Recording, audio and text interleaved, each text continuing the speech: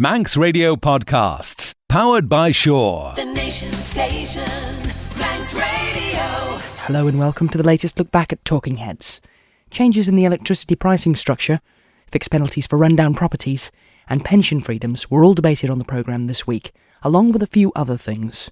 Here's Stu Peters with more. Talking Heads, brought to you by Magic Carpets, with the only Carndine design showroom on the island. Is the prospect of the UK's referendum on EU membership something that concerns you? British Prime Minister David Cameron has finally announced the date of the vote. It'll take place on June the 23rd this year. Campaigning to stay in or to leave will now begin in earnest across the water. Here in the Isle of Man, the Chief Minister says whether the Isle of Man should have a say in Britain leaving the EU is irrelevant.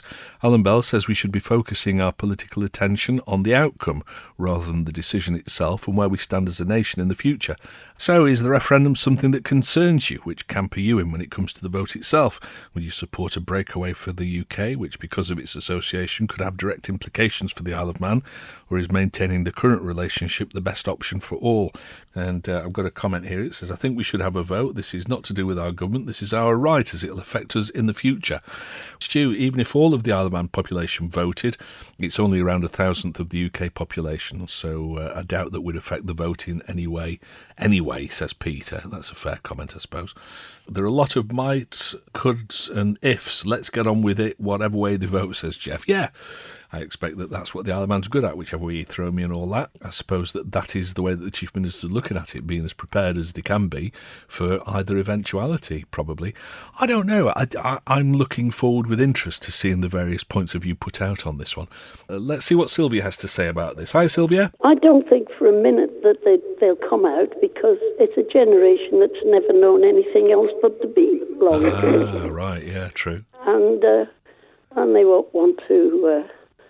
They won't have enough knowledge, as to what it was like before. It depends really on the people making the for and against arguments, doesn't it? It's which of them makes the most pressing argument.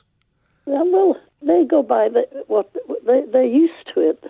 They're used to being able to trip here, there, and everywhere. Yeah. We're not. So I think myself, if there was going to be a vote, that as Alan Bell said, we're not part of the UK. Yeah. Not really. And we're not members of the EC, the EU. But our passports are stamped. Yeah. To say we've got no right to work or services in those countries. And so we've put up with that all these years. And now they want to pour over here for tax reasons. And they can say how beautiful the Isle of Man and is all the rest of it, but that's what they come for, primarily money and saving and dodging tax. Yes. And it's all, everybody knows it. And I think the only people who should decide, not people who've come over here to live for their own personal benefit, they shouldn't have any say in the matter. The Scots tried that when they had their referendum. And the papers and the radios were full of people, Scottish people living in the UK, who wanted a vote. But they hadn't lived there, some of them, for yonks, Yes, yeah. But they're still Scottish. Well, we're still Manx, believe it or not. Okay. And the Manx people are the ones who should decide, not the pushers like the Chamber of Commerce. They've far too much to say in what goes on in the island. Well, I mean, that's a group that is looking after the interests of businesses in the Isle of Man. Well, so. Of course it is. Yeah, but I don't know that you can suggest that they've got too much to say. Whether or not we take any notice is another thing. Oh, it was them who suggested that we needed 50,000 more people or something. I don't know if they suggested it or if they acknowledged the fact that that was a good idea. Yeah, I think myself that they were behind it. And I do think they've got far too much to say, and it's only the Manx people who should decide and have a vote if a vote is necessary. Nobody else. It's not their hands. It's our cultural inheritance. It gives us our sense of belonging. Well, I'm Manx as the hills now, no, Sylvia. You're not Manx. You never will be. So are you saying that I shouldn't have a vote on it if no, there was a vote? You shouldn't. I'm Manx as the You live Pennines, here. maybe. You've chosen to live here, so you can't have You can't have your cake and eat it too. So that's you told off. That's me told off. Good. And it's only Monday. Thank you very much, Sylvia. You seem to be back in the cost-value argument again, says David H. Well, it's a bit intangible to most people, isn't it, whether or not there is a benefit in being in the UK, being a member of the EU. So I'd like to see some hard figures. And you can maybe, include some intangibles in there. I don't know how you do it exactly, but, it would make it a lot simpler for an awful lot of us to understand. What use is it, the UK being in Europe, says Eddie? They only have a few more days to claim for help with the floods that have happened over there, and nothing seems to have happened. There's no point being in Europe at a cost of something like £58 million a day. What for? OK, fair dues, thank you. Alan Bell said that we're not part of the UK. If he's afraid of the UK leaving the EU, then maybe he should negotiate to be part of the EU. This could create a lot of jobs for the island and could make the island a trade hub between the UK and the EU. The Nation Station, Manx Radio.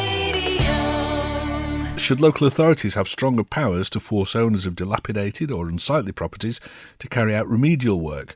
New laws to tackle them will be given their first reading in the House of Keys today. Until now, it's been difficult for local authorities to prosecute people who refuse to bring their properties up to scratch. The Infrastructure Minister Phil Gaughan says, although Douglas Council has been most vocal about the problem, it's something that affects the entire island. Are fixed penalties a good idea when it comes to tackling dilapidated or unkempt buildings? Or a fixed penalty notice is too easy to ignore? Should the powers go further, do you think? First comment comes from Kevin. He says legislation concerning dilapidated property won't force landlords living abroad to do anything, and there's more than a few of those. Frank's being on. Hey boy, would these new laws mean that Andrews commissioners might get the old schoolhouse and church rectory cleaned up? Well, it depends on who owns them, I suppose, Frank. I mean, if the commissioners own them, then probably not, I don't think. But if they're owned by somebody else, then they can put pressure on to get them cleaned up.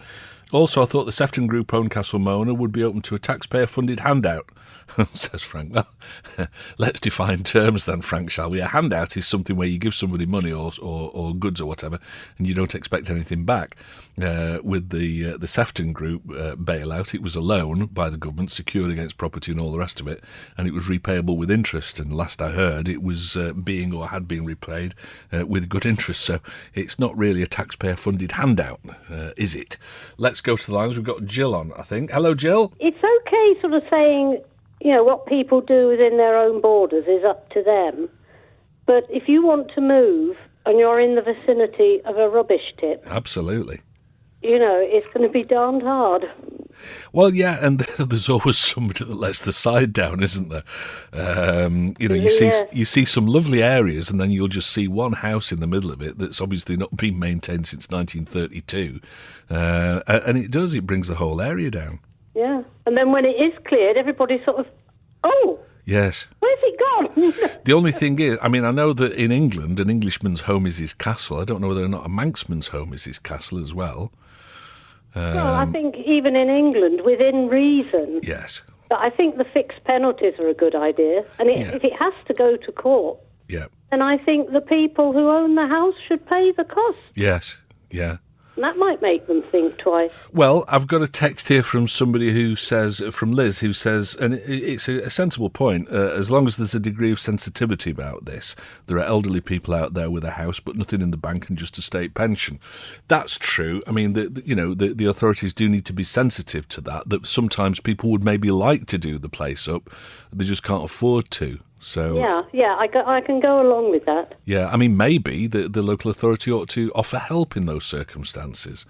Or maybe there are charities that would help with a lick of paint or something like yes. That. I mean, there's sort of all the befriender groups. Yeah, so maybe it needs looking at beyond just being a fixed penalty thing. And also, they could use people who aren't at work. Well, there you go. All prisoners in Guantanamo Bay suits. Yeah, chained together up on scaffolding. Yes, that all works for me, Jill. When did you last go up a ladder? Long time ago. Thank you very much for your call. Nice to hear from you. Dave says, Stu, it's an excellent idea. We've got 2 houses on our road, both rental, and they're a disgrace. There's a rotting mattress in both back gardens, also full of rotting rubbish. One of them hasn't been painted in years. Total disgrace, says Dave. Well, that's an awful shame, isn't it? You know, assuming that you look after your place, Dave. And you would have thought that that'd be a health hazard anyway, in terms of vermin and infestation. Have you spoken to the environmental health people? I mean, they might be able to sort something like that out if the gardens are full of rotting rubbish and stuff. I mean, there's a great risk of some sort of an infestation from that. But you're right, and that's the kind of thing I presume that this act is aimed at trying to sort out, and to get it done sooner. And, you know, if the houses are rentals, then the onus has got to be on the property owner, surely, hasn't it? He or she has got recourse against the tenants. And if they've not made sure that the tenants keep the place within the terms of the lease, then it falls on them to get it sorted out, surely. But yeah, it needs to be sorted out, that kind of thing. Stu, I think the high cost of scaffolding has pushed the cost of repairs out of a lot of people's reach, says Joan. The condition of some properties could cost more than their value to repair them or demolish, so will the local authority have to pay for this work? I'm not convinced by that. So you're saying that it's going to cost more to actually fix places up than they're worth? That would surprise me if that was the case. But you might be right, don't know. Does the Queen's peer in Ramsey under these new laws proposed by Mr. Gorn? If so, who do we fine over this neglect, says Richard. It was only a matter of time, wasn't it? Does that Douglas Corporation, I hope that Douglas Corporation, I think it should be, will get fined, as there are plenty of empty houses in Williston which have been empty for a year and look very bad and lost rent on these places. Why leave them empty for so long without doing any work on them, says John. I don't know for sure, John, but isn't there a big sort of refurb scheme going on in Williston, or planned for Williston? So maybe they're sort of trying to get rows of houses empty so that they can send the team in and do it. And it might take time, I suppose, to do that. So you end up with the odd one empty until you can get rid of everybody and get people rehomed. I don't know if that's the case, but it might be. Stu, clearly Mr. Gorn is oblivious to the disgusting, unkempt and disgraceful state of our footpaths, roads, gutters and rivers throughout the island, all because of a lack of maintenance, says Doug. Health and safety, Stu, you're not allowed to work off ladders, says Ian. Okay. All right. Even if I wanted to sort of paint my, the front of the house, I wouldn't be allowed to just put ladders up and do it. I mean, I appreciate if you're a professional firm doing the job, then you have to apply by health and safety legislation and stuff like that. But as a private individual, can you not do it either? Probably not a bad idea. Stu, I'm against fixed penalties in principle, says Norman. This should be dealt with in court, as you said. Some homeowners may not have the funds to repair the properties. Also, if a fixed property is ignored, it has to go to court to finalise it. It's possible to put a caveat on the property title to warn possible purchasers, and the coroner can enforce a sale once it's been to court and ignored. Looking forward to the new property laws. Somebody in my area inherited a house and thousands of pounds. The house had been gutted and empty for more than 2 years. Gardens an eyesore, while the owners languish in a council house at the taxpayer's expense with the money in the bank. It's very wrong. Yeah, you're right, it is very wrong. I've got a comment here which I can't read in full because I could be in court for defamation, but apparently problems in Williston, being swept under the carpet. Somebody should have been sacked about it. It's cost the Douglas ratepayers millions through bad management, apparently, and that's why the trams had to go. Right, okay. Maybe they'll wait for the new tenants of the Villa Marina to paint it, says Rich. Can we find the government for the state of the external of the Villa Marina? Must have painted it with water-based paint last time round. It's nice and green all over the place at the minute, says Rich. I've not noticed that, to be honest. It always looks so nice, the Villa Marina, but I'll take your word for it. Maybe it's just due for a paint job before the new season, I don't know. Stuart, not before time. Strand Street is an example. Rooftop gardens, old windows and badly maintained properties in gay abandon. Some pensions-owned buildings with no work done on them in years. Pigeon lofts in abundance around the town. Final comment on this goes to Barbara, who says, we've reported properties in our area to our local authority and they've done nothing about them. They say that they're not as bad as we're making out. This includes one where the owner lives off island and they say they can't get hold of him. It's a disgrace.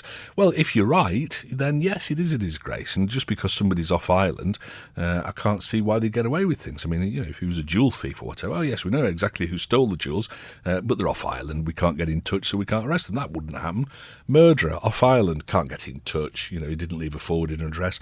The thing is that the local authority ought to do the repairs and put a charge on the house, and that that'll maybe make them take a bit more notice about it. The Nation Station, Manx Radio. Is the relaxation of pensions freedom announced in the latest budget a positive step, do you think? Tynwald tasked the Treasury with exploring the issue after a motion was put forward by Michael MHK Alfred Cannon last year. And in his budget for the 2016-17 financial year, Treasury Minister Eddie Teare announced plans to increase what's called the trivial commutation lump sum that can be taken to £50,000, hardly trivial, and lower the age at which it can be cashed in to 55. Work to explore the possibility of absolute pension freedom is still ongoing. Looking at his own statistics, he was saying effectively that 80% of people taking lump sums in the UK have used the money sensibly. Is this a suitable compromise for those who've paid into a private pension scheme and possibly aren't getting much of a regular pension out of it? Or should the measures go further? Are absolute pension freedoms something which you'd like to see introduced? Or do the increases announced go far enough to satisfy most people who've taken out a private pension? This in from David H. He says, "Hi Stu, fancy having the audacity to spend one's own money?" Yes, there are a few things that Mr. Teare said in that interview that sort of made me sit up and take notice a little bit. One of them is the fairness of the whole thing, in that he's saying that, if somebody's got a pension pot, then they shouldn't be in receipt of other benefits and things because they've taken care of their own future. But as Catherine said when she asked him the question, well, that means that you can have somebody that's never saved a penny all their lives. They're entitled to benefits and things and state pension. So why not somebody who's been a little bit more sensible in terms of putting money away for those rainy days? So there's an awful lot of unfairness in there. And he said, some people, 20% of people who've taken the cash lump sum in the UK have just spent it. Well, back to the original point, it's their money. It's up to them what they want to spend it on, surely. But I do appreciate that the Treasury Minister's got a difficult job to do, as he said himself. Not quite sure how he's going to do it even. Sorry, Mr. Teare, but what do we pay national insurance for if not contributing to our health and welfare? And a lot of the measures about work pensions will discourage people from joining schemes, as you're in effect handing it over to the government to spend it how they want. I say it's mine, I'll spend it how I want to, or keep it under the bed, whatever I want to do with it. Thank you very much. If we put money into bank accounts, would anybody tell you, oh no, you can't spend that because we need to pay our staff out of that? Grr, says Jan. Yeah, well, that's been my view about this all the way along. In the Treasury Minister, I realise that he's got some real tough decisions to make about this, but the fundamental to me is that this is our money, and all right, we paid it into a pension scheme, but it's the same to me as putting it in a bank and then somebody saying, oh, you can't have it. So I think you've echoed that point, Jan, and that's the way that I see this. And, to say that, you can't have your money back because the pension industry and all sorts of lawyers and people like that depend on it staying in the system, that wasn't really the purpose of it. The idea of starting a pension isn't to make a lot of work for people, is it? Some more comments about this, but what if everybody took it out, spent it all, and fell back on income support? Where would that leave us? Further up Thingy Creek than we already are. As for the bank saying you can't have your money, don't even joke about it. Remember Cyprus and Greece. True. Do civil servants not squander their lump sums then? Why pick on private pension schemes, says Brian. I think there are differences in the type of scheme. And this is one of those things that it was, I think, last April in the UK that there were all sorts of freedoms introduced that hadn't been there previously in terms of taking out lump sums. We tax twice on a pension at source when we save for it, then again when we receive it. It's a con. No, it isn't, because you get tax relief on the amount that you pay into a pension scheme. So as I understand it, and again, as I often say on the programme, I stand to be corrected on this, but my understanding is that you don't pay tax on your contributions to a pension, but you do pay tax when it comes out. So I might have that wrong, but I don't think so. Let's go quickly to the lines. We found Rod. Hello, Rod. And I'll make 2 or 3 very salient points. Major one is the amount of changes that have been made within pensions, certainly within my lifetime, by governments, totally destroying them. And the last year, as I said to your researcher, something over £2 billion has been stolen from people who've tried to release their pensions. Yes. Moreover, in the UK, they had, until very recently, and still would have, up to a 55% tax charge on money they no longer have. Yes. Another point is that you say it's my money, I've got a pension, I've paid into it for the last 40 years, but in fact I've had tax relief both in the UK and on the Isle of Man when I moved over here 20 years ago. So government have actually paid me to help me to save for my retirement. Right. Not to take the money out and blow it. Right, okay. Mind you, of course, do get VAT at 20% on what you spend it on in many cases. And, of course, if you invest the money not very well, then you pay another 20% in tax anyway. But the other main point in the UK of taxation on pensions is there is no longer inheritance tax on your pension fund. You can pass it on to your children. Right. Well, that's always been the case here. Yes. You can pass it on to your children with only a 7.5% tax. Gotcha. OK, Rod, I need to leave it there because literally I'm running out of time. I've paid national insurance for 50 years since I left school, so I take exception to Eddie Tier saying that state pensions are a benefit. It's not, it's a right. I think you're absolutely right there, Phil. Talking Heads, brought to you by Magic Carpets, with the only Carndine design showroom on the island. You're listening to the latest Talking Heads podcast featuring highlights from the programme over the past week. The Nation Station, Manx Radio. What do you make of the latest announcement about electricity prices? Yesterday in the House of Keys, it was revealed that revised charges over electricity, water and sewerage come into effect from the start of April. There will be a small reduction in the unit electricity price for domestic users, with a more substantial reduction for commercial customers. But an increase in the standing charge will see domestic customers paying more overall. There'll also be a 2.3% increase in the water rate, and the sewerage rate will go up to 92 pence in the pound. But concerns have been raised over the impact on domestic customers. Is it sensible for the savings to be directed towards commercial users primarily, or would you prefer to see domestic customers given some relief finally? Are changes to standing charges the fairest way of distributing costs, or should all of the price paid by any customer be based largely on the amount of electricity they use?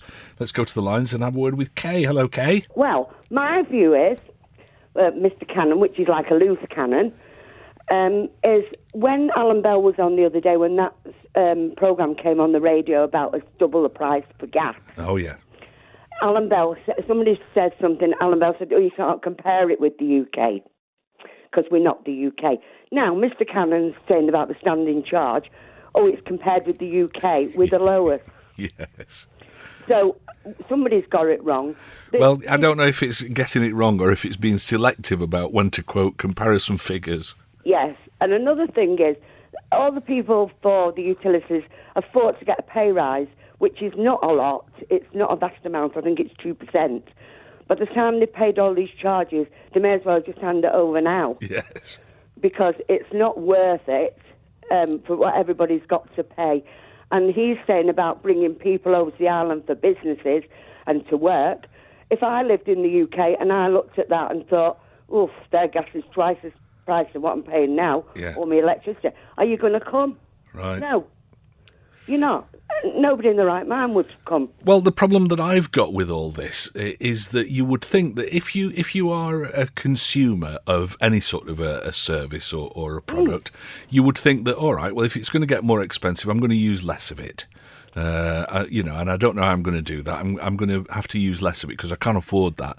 And the trouble with putting the price on the standing charges is that it doesn't matter if you use less, you're still being charged more for it. And that seems intrinsically unfair to me. I don't know what you think about that, Kay. Well, I think it's just, I had my electricity bill yesterday and it was £300. Yeah. And I don't put it on in the day. I'm home. I don't put it on in the day. Yeah. You know, I might have the kettle on, but I don't put the heating on. So what's it going to be next time? Yeah, once these charges have come in. You know, it's a concern, isn't it, that we don't seem to have much control over how much electricity we consume or the size of our bills. That's the big worry about this. Oh, and I thought they were selling some back because they have surplus. So wouldn't that money go towards this loan or whatever we've been paying? I mean, I can remember that loan, I think, from when I first come over here when I was 18, and I'm 68 now. Well, no, I think this is the new power station. Is it? Yeah, £500 million. That seems to have gone up. I expect its interest charges. I thought it was $1/3 billion it had cost to build it, but apparently we're $500 million in the hole. I suppose that's interest charges and things like that have gone on it. But, the question is that ever going to be repaid, I suppose? Well, I don't know. EC's saying the interest rate's going up on it. I mean, really, they need to put it in black and white. How much do we owe and where we're going to get it? They can't keep taking it off the people all the time. No, that seems to be the worry, I think. All right, Kay, thank you very much for your call. Some texts about this. Stu, the price of water is extortionate. We're on a meter, and it's a big financial burden on our business. How is our water so expensive? It must be the most expensive water anywhere. Come on, utilities, justify the cost, says Neil. Water, right? I didn't know that you could have your water metered, but interesting. So it seems that everything's twice the price of everything anywhere else. Here we are again. The smiling clowns of Treasury say, here's an increase in your single allowance. Then the clown in charge of the MUA comes along and whacks up the prices, so wiping out the increase of £2 a week in our allowances. Mr. Cannon's excuses are too weak and repetitive, says Dave. I want to know why increases in pension costs in the public sector are being passed on to the general public. Pension costs should be covered by the benefactors, says Kev. Sounds like this is stealth taxes directed from Treasury. They'll do anything rather than give up their unaffordable terms and conditions. Another popular point of view. The message appeared to be getting through to our government that the electorate viewed the introduction of more and more stealth taxes as offensive. This is from John W. It should therefore be no surprise to them that when their stealth charges are refined to increase the yield they extract via them, we will take further offence. Alf Cannon's reliance on comparisons with UK energy companies is disingenuous. He tries to prove how relatively low our new standing charge is in comparison with them, but completely ignores how hideously expensive our unit cost for electricity consumed is in comparison to the UK providers. It's a shame I don't live in Alf Cannon's constituency so that I could express my views by voting for somebody else in September, says John W. Prices should not be hidden amid standing charges. They're to cover the upkeep of the network. Seems like they're copying the gas company, says Bill. Yeah, with the price of oil, wouldn't using the oil power station be more cost efficient, says Roger. There's an interesting thought, I suppose, yeah. What interest rate is Manx Utilities paying on the reported debt of £500 million? I suspect it's much higher than today's level of rates. A bond taken up by the local investors to repay that loan would bring them investment income upon which tax would be payable but give them a better return than bank interest. Would also reduce the utilities' financial cost and allow for lower tariffs and a competitive approach. Right. Oh, there's somebody that ought to be standing for MHK who understands all that clever stuff about investments and repayments and things. But, yeah, if I understand it correctly, there's some interesting thoughts in there. Let's face it, the Isle of Man is bankrupt and nobody in government knows what to do about it. I don't think it's that bad. I think that there are significant problems, and I think all the politicians know what the problems are, that there's more going out than there is coming in, and they need to address it, and they seem to be fairly slow at doing that. Stu, why are we the public having to pay yet more money for electricity, more on the gas bills when natural gas was made available? It was going to be a lot cheaper. What a joke. More people are going to move away. They simply can't afford to live here, says Steve. It must be understood the utility increases are more taxes because they're created by Treasury increasing interest on loans to the utilities. Okay, why can't MEA consumers get cheaper electricity along the interconnector when it's not exporting? Because it's not in their interest to, I don't suppose, to provide us with cheap electricity. Just got my December-January gas bill. We've used a lot less gas than 12 months ago, but our bill is still £37 more. Phone Manx Gas, only to be told it swings and roundabouts. Oh, that's helpful. I've used a lot less gas. Why have I been charged more swings and roundabouts? I see the MUA can still afford yet another fleet of Land Rover Freelanders for senior management to have as a private company car. You'd think these chair polishers could manage with a smart car, says Frank. Raising prices for services with zero competitors is far too easy. As usual during these hard times, it's boom time for some, says Kev. Stu, I've halved electric and gas usage over the last year, so they'll get way less than the increase off me. Let's all do the same and see how they like that. Ha ha, says Rich. Well, they'll just keep, if more people do that, they'll just keep putting up the standing charges so that that's the biggest component of your bill. If we closed all our power stations and imported electricity over the cable, we'd save millions in jobs for the boys and pay the loan back much quicker. Interesting.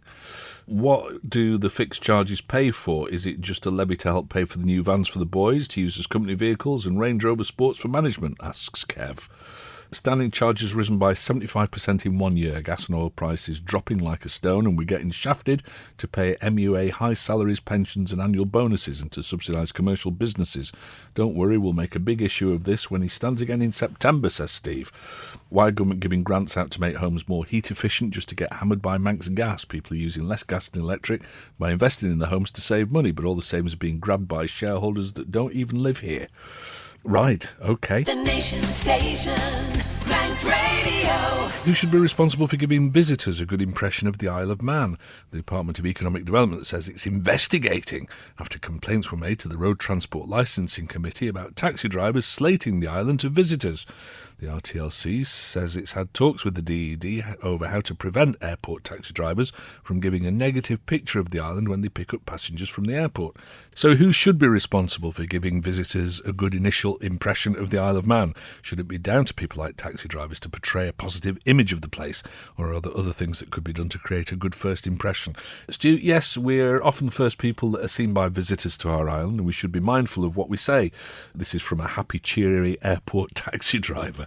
However, we're also represented on the world stage by councillors branding us a tax haven and a government consisting of postmen, farmers and convicted drink drivers. Yours sincerely. Yes. Can't argue. Stu, I don't think the government should be trying to gag taxi drivers or anybody else. The island's becoming more like 1930s Germany, says Pete. Yeah, well, I think A1 and telecabs and people ought to put signs up in the receptions that say the floggings will continue until morale improves. Taxi drivers slagging off the Isle of Man. It's a dirty bird that fouls its own nest, says Chris22. Yeah, well, as one of the taxi drivers said, you know, they want to give people a positive impression of the place so that they're going to keep coming back. You know, they want to build up the trade, surely not put people off. One of the first impressions visitors get is the welcome centre at the sea terminal, which is shut when the ferry arrives. Yeah, you see, sometimes we don't do very good joined-up thinking, do we? Taxi drivers, like bus drivers, is always a grumpy one, says Helen. Why not subsidise the taxi fare so people going into Douglas go via the Plains of Heaven Road, down the Lurgy-Crippety Road into Douglas, showing off the island and cutting out the less scenic direct route via the incinerator, says Cliffy. Well, yes and no. I mean, for one, we'd have to subsidise it, and do we want taxpayers to be subsidising people's scenic trips into Douglas? And secondly, most people coming from the airport into Douglas want to get there as quickly as possible. They don't want to do a scenic tour. Can always do that later if they want to. Robin Peel called, he said, the best ambassadors for the Isle of Man are not the taxi drivers, it's the people in the island who live here. People are friendly in the street here, and that makes a great impression on people. Good. Comment of the day so far goes to Ken. He says, every time the boats dock, a brass band to play in the terminal. At the airport we could have cheerleaders, dancing, etc. Taxi drivers to be wearing Manx blazers and a winning smile. I think that's a great idea. We could rename the place Stepford and everything. Afternoon, Stu. Some of our fabulous politicians have done far more damage to the image of our island than a few disgruntled cab drivers could ever do. Just saying, is this North Korea? And that's a thought. On entering the main airport entrance, there's usually a group of taxi drivers smoking and talking loudly as if they own the place. Often the language is smattered with disgusting language and swear words. They seem to not care who's walking by as they effing blind away. These people have no shame, says Albert. Well, I've never noticed that, Albert. I've noticed that sometimes they're having a smoke in the shelter, but I've not noticed the bad language particularly. Afternoon, Stu. I know that lovely Scottish gentleman who was on the radio before and drives taxis over here. He's a credit to the firm and a cracking ambassador to visitors. I came over to the island 2 years before him, and like him, the Isle of Man is my home. We appreciate everything the island has to offer. Great programme as always, says Mandy. Thank you, Mandy. P.S. Say hello to John from me. Oh, was it John, the Scottish taxi driver? Good. Bob called. Yes, taxi drivers are ambassadors, but it's all very well saying they should say positive things, but if there are certain questions, they answer them. Yeah. How can they not tell passengers that electricity is twice as dear here, or gas, or road tax, or that the roads here are terrible? Can't very well fib about it. I used to drive taxis, and you do get asked questions like that, including about house prices. I remember one journey when I had two passengers. One had gone to meet someone else who hadn't been to the island before. I was listening to the local telling the visitor about the Isle of Man, and the visitor asked what the difference is between summer and winter here. His answer was, the rain's warmer in the summer. I've always remembered that. Yes, thank you very much indeed, Bob. Stu, I'd pay taxi drivers a commission to drop people off at the sweet shop. They'd be very scenic, bad play on words, but very funny. Yes, that's obviously Nick, the sweet man. Stu, what a subject. A friend got in a cab a couple of weeks ago and was taken around the car park twice before the driver found his way out. True, says Colin. I had one booked a couple of weeks ago. I'd had a telephone call from the driver to ask where we were. Only company had been collecting our family for over 20 years, and he was Manx as well. Oh, good. Glad about that. Thank you very much, Colin. Don't blame taxi drivers. Do you think visitors are stupid? They've got eyes, bad roads, unkempt hedges, missing road markings, derelict buildings. Come on, wake up. Do something rather than blaming all and sundry. OK. Of course the government can do something about bad-mouthing taxi drivers. They're issued with a licence free of charge. Is it? Simple licence condition. Is it free of charge? I'm sure I paid for mine. When I hear folks saying that nowhere else in the world compares to the Isle of Man, it tells me one thing, that those folk have clearly never left the island. I've visited many countries. Most of them make the Isle of Man look like a rundown rock that lacks imagination and innovation. And yes, I do know that there's a boat in the morning. Ooh, fighting talk, that. Seems to me that there's nothing but scenic routes from the airport except for Douglas. Yeah, well, yes and no, I suppose. Stu, the Plains of Heaven was a beautiful place till they started building a great big shed on top of it, says Jimmy. I agree, some MHKs do more damage than any taxi driver talking the island down, says Irene. This from Anne. She says, Stu, I spoke to 4 walkers before Christmas who said that a taxi driver, not Manx, had told them that when he came to the island, the Manx people didn't make him welcome. Horrified, and being Manx, I jumped to our defence and explained how friendly we were. They didn't agree. I've also heard of lovely taxi drivers who really put themselves out for the passengers at the airport. When I used to travel to Liverpool early in the morning, the black cab drivers were horrible and used to moan about dropping me off at Hunts Cross station down the road, saying, I've been sitting here since 6 a.m. and I want to go further than Hunts Cross. I found them intimidating. Often in life, those who work either frontline or in man management have had charisma bypass operations. Really should be backroom boys, but get the work because of other skills. A smile costs nothing. You're right, and it sort of, well, it just shines a light on the fact that, you know, in terms of tourism, it's not just one bit. It's you could spend millions on advertising the island, but if when people arrive they met with that kind of approach, then it's going to undo all the good work, isn't it? So it's down to all of us, really, I think, to be welcoming to visitors and to be bigging up the Isle of Man wherever we can. But having said that, we've also got to be realistic because, as somebody said earlier on, you know, visitors have got eyes. They can see things. They can see the newspapers. They can listen to programmes like this and hear us all complaining about the government. So, you know, you've got to be realistic about it. But Google taxis are the answer. No negative comments, just a propaganda film on loop. And we may even get Google to pay for the free trials, says Cliffy. Taxis should have signs up in the back saying any views expressed by your driver are not necessarily those of the local people or government. That should do it, says Paul. Yeah, I suppose so. Some sort of a disclaimer in the taxi. Stu, it's Lawrence Skelly taking people's minds off Manx Utilities price increases. Good ploy, says Mickey. Do you think? The Nation Station, Manx Radio. Does the island's tourism sector have potential for real growth here in the Isle of Man when it comes to attracting younger visitors? The government's unveiled its plan for the next 5 years with ideas on how to keep the industry vibrant.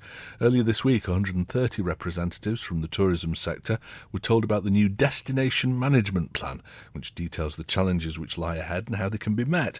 What do you think would bring a broader range of visitors to the island? Does the island have enough to offer younger holiday makers a worthwhile trip? Would a TT attraction of some sort help to bring in visitors outside of racing periods? And what about out of season? Would any new attraction be popular year-round? What can we do to enhance tourism in the Isle of Man is the question, and to answer it we've got our friend Neil on from Castletown. Hello, Neil. Hello, Stu. I don't know whether I can answer it, but I do have a few suggestions. Well, yeah, no pressure. I think if the tourist department goes down the road of thinking that we can compete with the Magaluf, clubby, sun-type holiday for younger people, then I think they're on a loser. I think you can't compete with that. However, where we can compete, and I think where we do have a very good prospectus and niche market, is we have very good sporting facilities here, and I think they could open that up for the sporting group of younger people who do participate in all those sort of things, such as kayaking, canoeing. Even there's some great surfing on the Isle of Man, believe it or not. Yeah, I can see that.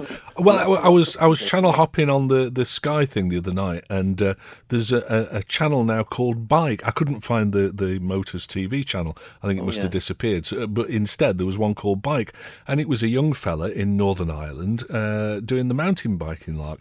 And I was looking at it and thinking, that's just like, you know, looking down on Ramsey from the mountain road, the view that he had. And I know that we've got quite a good mountain biking community on the island. So you're saying that kind of thing could well bring people over? Exactly, because there's a lot of young people who do participate in sports. I mean, cycling is the fashion sport at the moment, and it will be interesting to see how the Cycle Fest goes in May, and I think that will be a great success. But there's lots of other things we can do as well. But thinking that we can compete with sunny, clubby holidays would be a disaster. I don't think that waste of resources. Yeah, I don't think that the department thinks that for a second. I think they've realised long ago that they're never going to compete for the Bucket and Spade Brigade or the, like you say, the Magaluf Disco Party Brigade. Yeah. But I mean, looking at tourism in general, I think people of different ages grow into certain types of holidays, and we are essentially, unless we try to promote a lot more sport for younger people, our facilities here, environmental, walking, bird watching, fishing, all that sort of stuff, it does appeal more to the middle-age groups or the thinking younger person, and there are a considerable number of thinking younger people. So yes, a few suggestions there anyway. Yeah, good. I mean, the trouble with all this is that people will be getting in touch today and saying, what we need is more bowling alleys, or we need this, or we need that.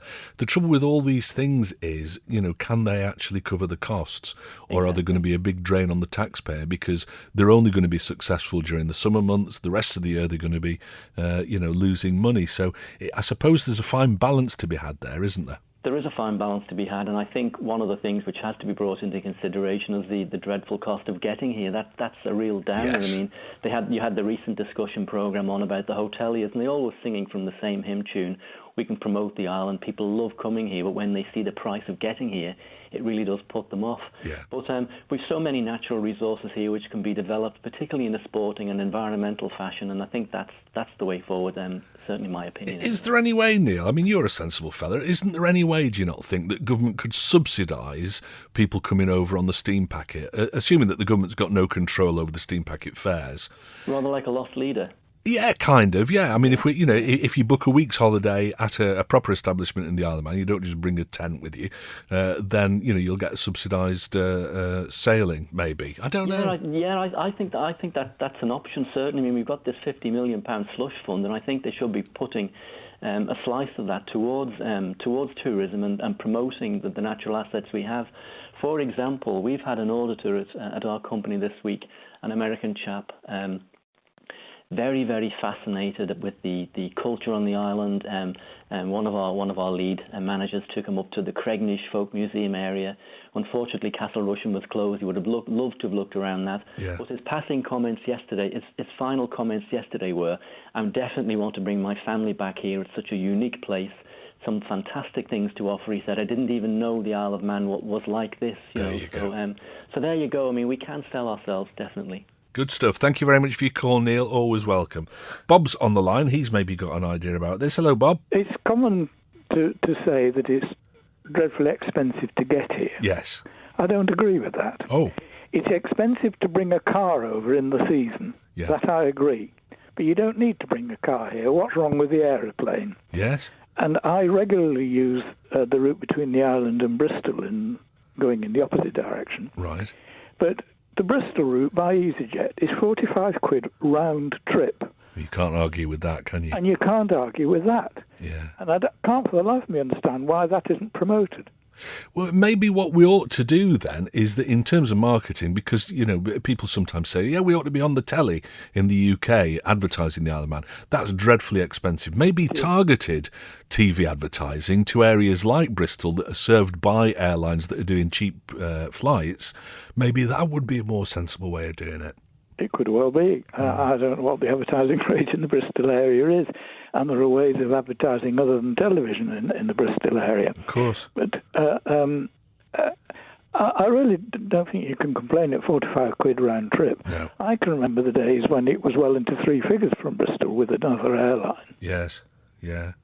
So maybe that's something that government ought to be doing. Maybe they ought to be working with the air operators on the basis that, yes, the steam packet is generally thought to be expensive. And well, I don't think the steam packet's expensive as a foot passenger. Yeah, but that is the perception, that it's expensive. You're going to bring a family over or whatever. So maybe what we ought to be doing is talking with airlines, government working with airlines to come up with plans to market in areas that are served best by the airlines. That seems a good idea to me, Bob. Well, that's what happens, I know, in the Canaries. Yeah. Fuerteventura, Gran Canaria and so on, they all work with the airlines. Right, yeah, good thinking. Good stuff, thank you very much for that. That's a great suggestion. Let's go to line 3. We've got Malcolm on. Hello, Malcolm. Hi, Stu. Sorry to bother you, but I just thought you might be interested in a couple of ideas which were picked up in New Zealand. It's a phone-in programme, Malcolm. People phoning in never bother me. No, well, I was on the other day, so people might get fed up with my voice. I don't want that. Go on. But anyway, one was mini land yachts. We've got plenty of wind over here, and these were a roaring success in New Zealand. They have a big track, inland track, rather than being on a beach. Oh, right. And you can steer these, and they have races, and you can bring your own, because these mini land yachts fit into a car boot. Okay. But they actually have them for hire. And the kids were queuing up all day long to go on these things, had great fun with them. If only we had something like a deserted airfield in the island somewhere. I just wonder whether we've got one of those, yeah. And the other thing was drift carts. These are electric skid bikes. You kneel on them. They only do about 10, 15 miles an hour, and they have slick plasticized back wheels. Oh, great idea. And so when you move the front wheel, obviously the back goes round the other way. Yeah. And they do racing on these, and even up to adult level, although I have to say that having tried it, it's not good for your knees when you get over a certain age. No, I would think that'd be great fun, though, drift carts, yeah. Absolutely. And so there's just two ideas which I know work really well in New Zealand, and our sort of friends who are over there said they never know the place is empty. I mean, it's always big queues for these things. Well, the infrastructure is there. I mean, for the land yachting thing, we've got Derby Aerodrome, which I'm sure could be pressed into service for that kind of thing. Yeah. And there is a first-class karting facility now at Derby. I mean, it really is a magnificent track up there, so maybe that could be used more.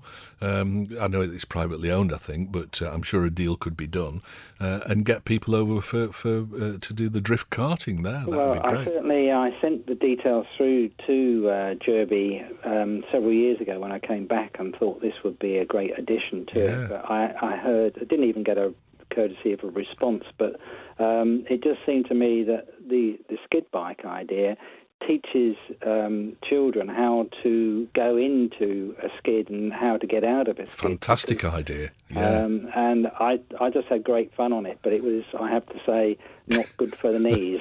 Well, hopefully somebody from the Isle of Man Kart Racing Association is listening and might consider that, whether or not it's part of a wider initiative or not. I think it sounds like a great thing to have, yeah. Yeah, but there we go. Anyways. All right, thank you very much. Good ideas. Thank you, Malcolm. Mountain Bike Club put on a downhill race a year ago from the top of Snaefell to the bungalow. It was very windy, so spoilt it a bit. Wonder if they'll do it again. There's a bike with your name on it, says Chris, 22. Hey, listen, if it's downhill only and I'd have to pedal uphill, I'd probably have a go at that just for the dare, Chris. Virtually every racetrack in the world has a museum in a central position. Of course, we should have a TT museum at the grandstand. It's a no-brainer, even if it was privately run like the museum at Le Mans.